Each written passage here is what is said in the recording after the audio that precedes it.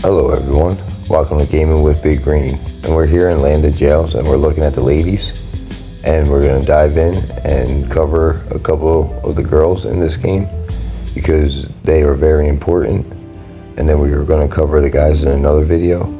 One thing that I noticed, a lot of the ladies in this game are used for the rallying and are very important. So we're going to take a look at the first one right here, Mia. Alright, now this one you do not want to use in rallies, okay? You only want to use her if you're hunting like the prisoners, the fugitives, and if you're doing like rallies with your team. You absolutely do not want to use her in the ultimate trial cage. I'll repeat that, you absolutely do not want to use her in the ultimate trial cage. The skills on the right that you see here, the skills on the right are the ones that apply when you open a rally. And the skills on the left, they're the ones right here, they are the ones that apply for arrest mode, which is also arena and when you do the intelligent missions. So that is basically the PvP. And right here on the right hand side, that is your rally. The top one right here, that is the skill. When you get that to level 5, that top right skill, at level 5, that is the rally joining skill. Again, the skills on the right apply when you join or apply when you open a rally. The top right skill is the rally joining skill. The skills on the left are for arrest mode and arena. Okay, with that information now behind us, we're going to look at the other characters. Again, you do not want to use her because if you see the skills here, stamina consumption does not help in a rally. You are not buffing your troops by bringing her to the ultimate trial cage or by also joining rallies with her on the left. And that's another thing to note. When you join a rally, the character on the left at level 5 skill will apply. Now our second female here, she is Phoenix. She is a very good character, probably one of the best in the game. She's a shield bearer and she has an ultimate skill right here in the front that you see. Now this skill, she applies 6% attack just having her on your team. You don't have to do nothing, you don't have to have her in the lineup. She applies 6% attack to all your troops. Once you get her up to 3 stars, it goes up to, I believe, 9%. So now let's look at her skills. Troop damage. Now that skill is very important for joining, and she has also HP and a stun on her right. So them skills are very good, and she applies 3 skills if you have her in the lineup for starting a rally. So you will also have amazing stats on the left with arena. Now again, one thing I noticed, all the characters basically have pretty good arrest stats. So we're going to be focusing more on the rally stats, and this rally joining skill, troop damage, is probably the best stat that you can get. It would probably go troop damage, lethal, and then attack, going in that order. So you can see this character right here has troop damage as well. So that's going to be very important because we're going to show you something. Alright, now when you look at these characters, the ones that have the 3 skills on the right, they also have a widget of season 1 gear. Now the top one is for arrest mode, and the bottom one, that is also for the rallies on the bottom.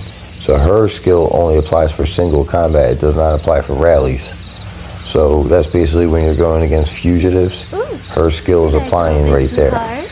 Again, she also has an arrest buff, which is very good.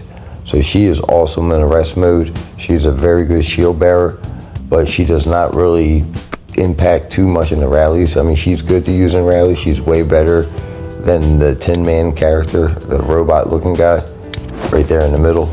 But I would highly suggest picking her up, but she is paywall. Now looking at her second character, she's also easy to upgrade, but she is a little bit paywall, but she's a shooter character. But you can also see now, she does have a growth skill in the middle, training speed increase. Now I like that skill, but it doesn't help in a rally. So when you're opening with her, you have the lethal that applies, and then you have the stat on the bottom which would be defense, I believe.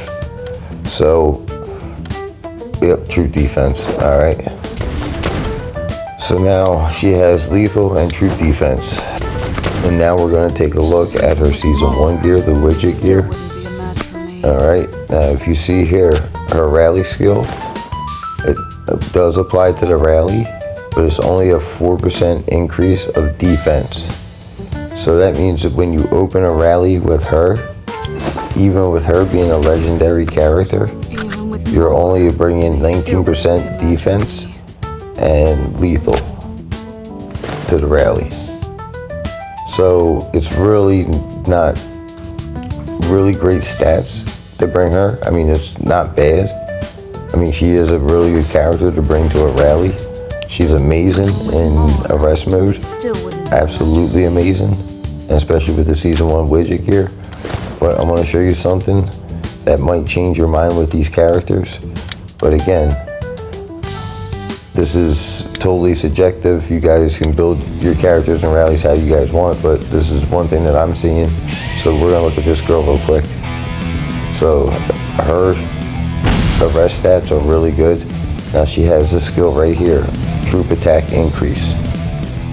Now that's a very good stat, which would make her a very good rally joiner. But now, as you can see with the other 2 skills, she has growth skills, which are construction buffs. And you do not want to use her to really open a rally unless you have her season 1 widget gear, which her season 1 widget gear is really good because it increased the lethal to the rally. So if you have this gear at level 1, at least level 1 on the bottom part, then yes, you can absolutely open a rally with her. She's good at joining rallies, but if you have this death metal stat at level 1 or level 2, you can absolutely use her to open rallies. If you do not have this gear right there, I would suggest using a different character. And absolutely, because you can see that she is a bomber type, and the next character we're about to cover is what I really want to show you. So if you look at her stats right here, the bottom stat, she has lethal. The top stat, she has damage. She has really good 2 attack stats. So she actually has better stats to buff your troops than the legendary character. So a very amazing character. Now the next character that we want to look at also has a similar situation. Now it's the lady with the eye patch. We're going to bring her up here in a second. They'll never get away with it. Her stats, troop damage, and then also troop attack. So you can see that just them 2 stats alone They'll never get away with it. are better than the other stats, because the other stats is lethal and troop All clear. defense. You can deactivate Now this character here, we're just going to talk about real quick because it's only just lethal on the top, so she's basically just a joiner and that's it. So this is going to be the other character that we're really going to look at, troop damage and then troop attack. So her attack and troop damage is very important.